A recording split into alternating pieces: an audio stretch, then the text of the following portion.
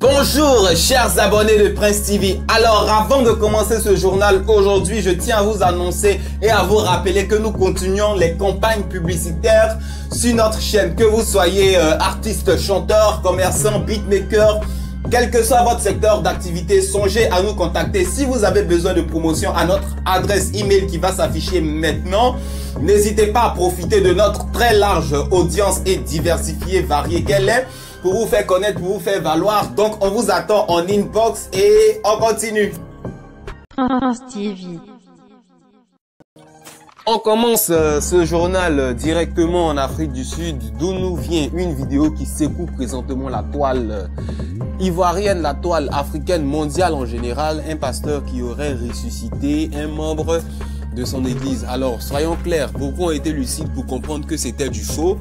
Peu de temps après, l'un des membres de la morgue où a été loué le véhicule est venu se confesser comme quoi, voilà, la personne qui dit être ressuscitée, qu'on nous a présenté comme un ressuscité, n'a jamais, voilà, son corps n'a jamais reposé dans nos locaux. C'est juste le pasteur qui est venu emprunter le véhicule pour aller faire un montage. Et plus loin, certains ont été jusqu'à fouiller, trouver le visage du gars sur Facebook, trouver son compte Facebook, et ils se sont rendus compte que d'habitude, quand il y a les miracles, c'est lui qui filmait, il avait la caméra, mais cette fois-ci, ils ont changé de tactique. Champion, faut te coucher aujourd'hui, c'est toi à filmer. Et puis tu joues les ressuscités, franchement. Les gens sont pas dupes, les gens sont pas dupes, les gens sont pas dupes. Ça a été en même temps l'occasion pour les Ivoiriens d'inviter Makosso à aller ressusciter le président Douksara, président du coupé décalé. Ressusciter Félix Houphouët-Boigny parce qu'en 2020 c'est bizarre sur la Côte d'Ivoire, on a besoin d'eux. Makosso, donc tout le monde te regarde. Voilà, Makosso pour sa part en tant que capitaine des pasteurs de Côte d'Ivoire a dit que voilà, il va se prononcer parce qu'il est expert marmaille, voilà, en faux et usage de faux. Il va se prononcer, je crois, demain ou je sais pas quand. Bon, voilà, nous tous on sait que c'était du fake. On continue. Prince TV. Aujourd'hui, on a remarqué qu'il y a un truc différent qui s'est passé. Cette fois, tu n'as pas annoncé le morceau avant d'entrer en studio. Qu'est-ce qui s'est passé?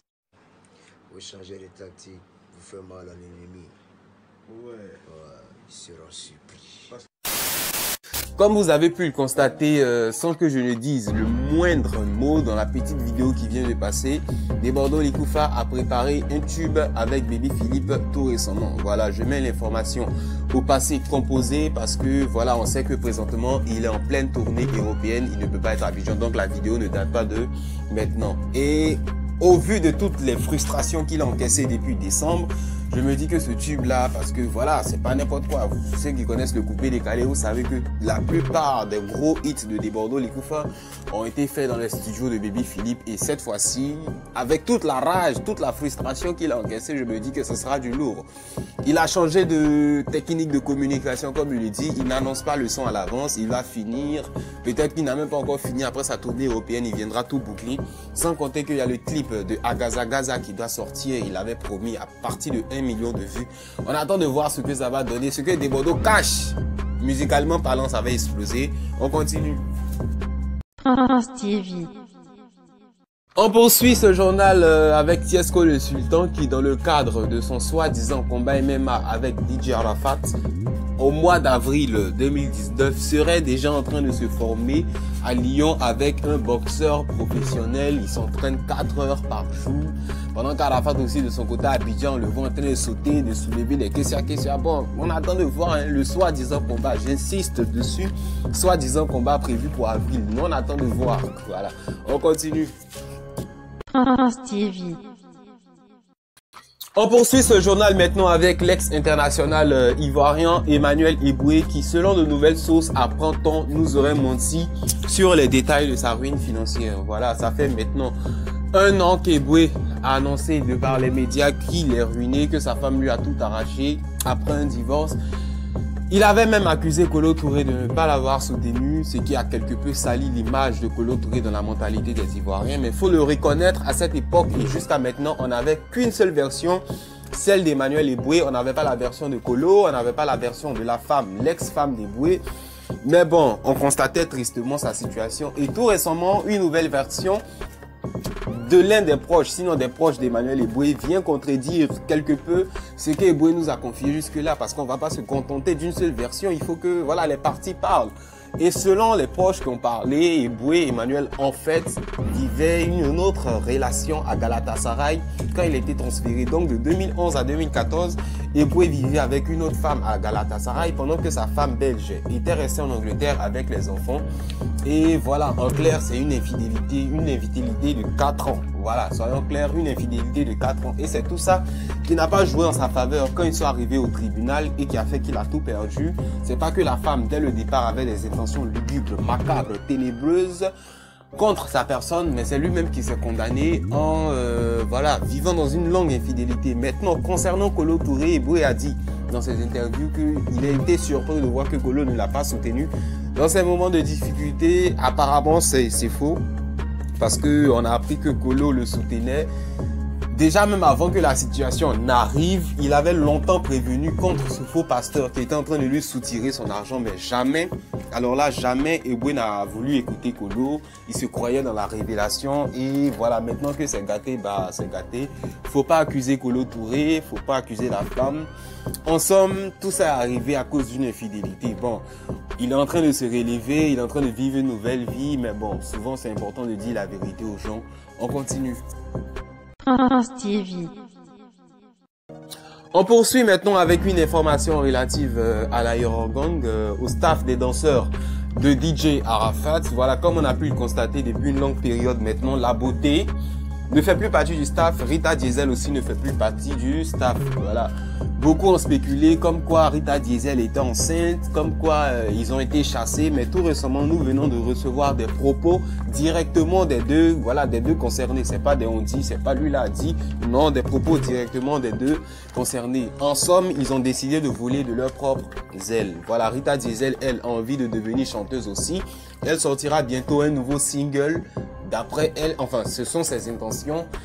Pour travailler pour elle-même, pour recevoir le cachet elle-même, bon, elle veut plus danser pour quelqu'un. La beauté, de son côté, lui a décidé de travailler en freelance. Voilà, il peut aller danser avec Mix, il peut aller danser avec des Bordeaux, il peut aller danser avec Ejevara, tranquille quoi.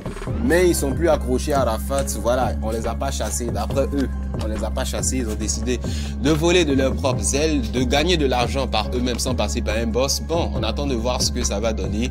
D'ici là, on continue. Prince TV.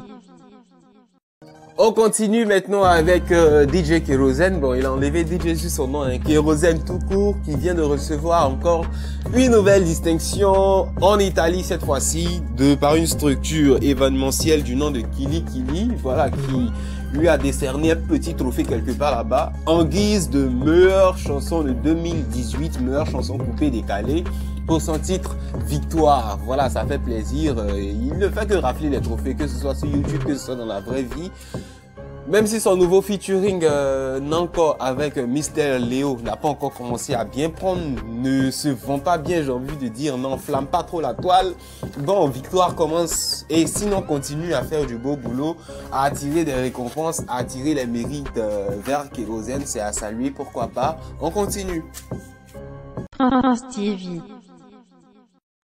On termine ce journal avec une petite note sportive, petite note footballistique qui nous conduit directement en Angleterre, plus précisément dans le club de Chelsea. On se rappelle encore il y a quelques jours, c'était la finale de la FA Cup entre Chelsea et Manchester City, et juste avant la séance des tirs au but, l'entraîneur Mauro Sarri a engagé une procédure de remplacement pour faire entrer Caballero à la place de Kepa, qui a refusé de sortir. Ça créait scandale, même si après l'entraîneur en conférence de presse avait juste dit que voilà, c'était un malentendu. Mais bon, on sait qu'il y avait problème, on a tous vu.